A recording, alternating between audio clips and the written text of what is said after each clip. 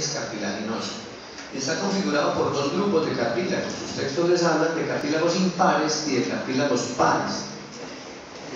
Yo digo que impar es el 1, el 3 y el 99. ¿A qué hace alusión el concepto de impar? Que tenemos un solo cartílago de cada uno de ellos.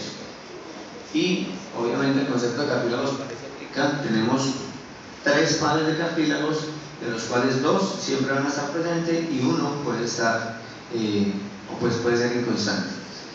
Los cartílagos impares son los que son macroscópicamente más evidentes y visibles. El tiroides, ya dijimos, es el más voluminoso, es un cartílago que tiene forma de escudo, ¿cierto? Se describen dos láminas proyectadas al lado y lado, con dos astas superiores más grandes e inferiores más pequeñas, con una escotadura en línea media, ¿cierto? Y con la particularidad de estar proyectados lateralmente sin fusionarse en la parte posterior, es decir, no es una estructura cerrada.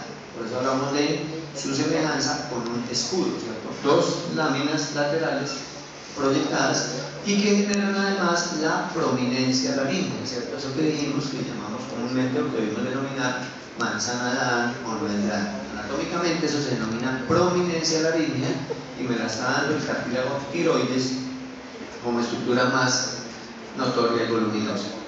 El cartílago cricoides se ubica inmediatamente inferior al cartílago tiroides. Los libros nos lo describen clásicamente como un cartílago que tiene forma de anillo de sello, ¿cierto? ¿Qué es un anillo de sello? Es una estructura que se utilizaba en la antigüedad para marcar cosas. Lo más similar a eso, que muy seguramente nosotros conocemos, son los famosos anillos de grado, ¿cierto?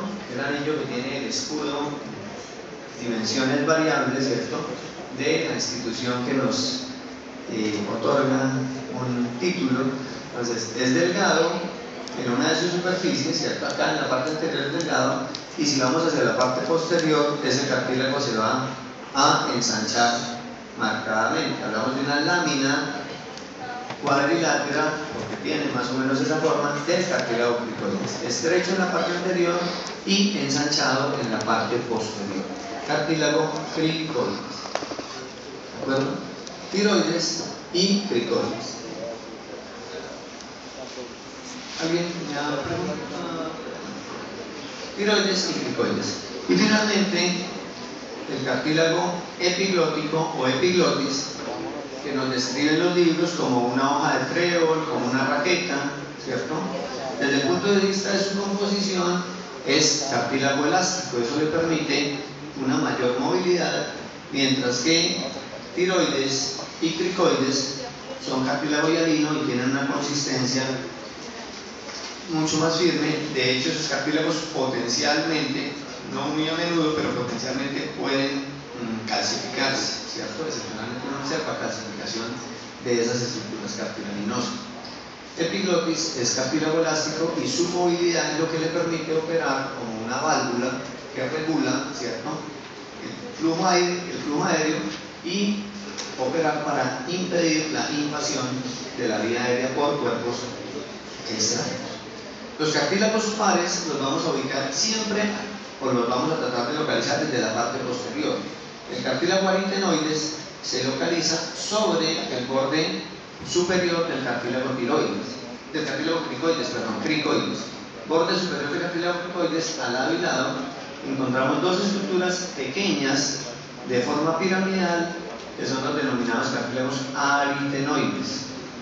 Esos cartílagos aritenoides van a tener dos procesos, un proceso medial y uno lateral. Este proceso medial es el proceso que está relacionado con las cuerdas vocales, ¿cierto? Vamos a anticipar un concepto. Es posible que ustedes hayan oído hablar y se lea todavía el término de cuerda vocal falsa y cuerda vocal verdadera. Sigue apareciendo esa terminología. Si ustedes oyen hablar de pliegue vestibular, que es el término equivalente a lo que antes denominábamos cuerda vocal falsa, y el pliegue o cuerda vocal es lo que anteriormente llamábamos cuerda vocal verdadera. La estructura vocal realmente relacionada con el proceso fonoarticulador, ¿cierto?, con V, y Z, ¿cierto? Vocal, alusivo a la voz, y no con B larga ni con U, porque no tiene nada que ver con la boca ni con la digestión, ¿cierto? Es el pliegue inferior, el pliegue vestibular o cuerda vocal falsa que llamábamos anteriormente, no tiene ningún tipo de injerencia en el proceso fonoarticulador, ¿de acuerdo? Ahorita lo miramos un poco más en detalle. Este proceso vocal es el que tiene relación con la cuerda vocal, con la estructura fonoarticulatoria, ¿de acuerdo?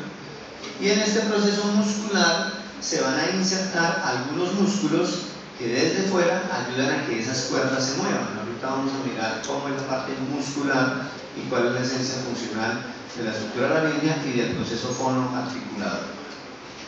Cartílago aritenoides. En el vértice del cartílago aritenoides vamos a tener en cada lado, estamos hablando de estructuras pares, un par de pequeños cartílagos que a alguien se le ocurrió que parecían un par de cachitos, y de ahí la denominación de cartílagos corniculados, ¿cierto? Un par de cuernos que tendrían respectivamente los cartílagos aritenoides, corniculados, ¿sí? Aritenoides, y en el vértice los cartílagos corniculados. El cartílago o los cartílagos cuneiformes, como su nombre lo sugiere, tienen forma de cuña, como de una comilla, estarían ubicados por delante del cartílago aritenoides, dentro de un pliegue que se proyecta desde el cartílago aritenoides hacia la epiglotis. Macroscópicamente no siempre son perceptibles, no siempre están presentes, se describen como cartílagos inconstantes. Macroscópicamente vamos a identificar con toda certeza y claridad los impares y el cartílago aritenoides y posiblemente el cartílago corniculado en el vértice. Aquí vemos por proyección el cartílago aritenoides. Los cuneiformes, uno percibe a veces el relieve donde estarían ubicados dentro de la mucosa. Ya vamos a ver una imagen. La laringe, ¿cómo? Dentro de la membrana ariepiglótica, mira, si nosotros miramos esta proyección, tú ves un relieve aquí y otro aquí, ¿cierto? Muy tenuemente marcado. ¿Qué es esto? La lámina del cricoide, ¿cierto? Esta es la parte anterior estrecha, la parte posterior ensanchada. ¿Quién está sobre él? El aritenoides. Y en el vértice del aritenoides, el corniculado.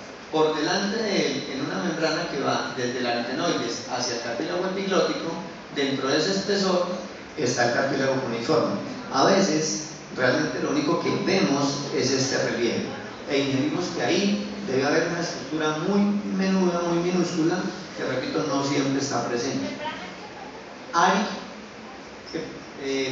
Membrana epiglotica, del cartílago aritenoides al cartílago epiglótico.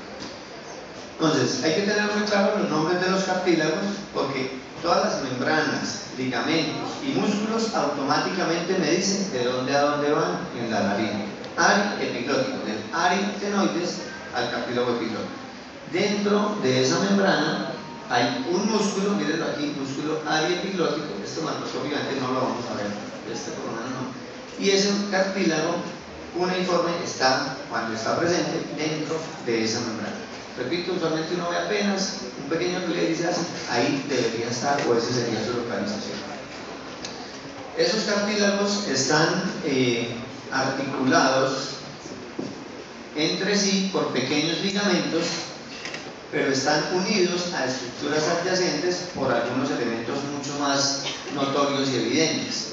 Dijimos, por ejemplo, que el referente anatómico superior es el hueso hioides. Entonces, entre el cartílago tiroides y el hueso hioides tenemos una membrana tiroidea, ¿cierto? El nombre me dice entre quién está de esa manera. El cartílago tiroides e indirectamente la laringe se están fijando a la estructura ósea que tiene como referente anatómico inmediato. Membrana tiroidea. ¿Cómo se llamará esta membrana? Entre cricoides y tiroides hablamos de una membrana cricotiroidea, ¿cierto? Y si este es el primer anillo traqueal, la membrana que conecta al cartílago cricoides con el primer anillo traqueal se denomina cricotraqueal. Pura lógica posicional, pues de estructuras entre las cuales estamos conectando.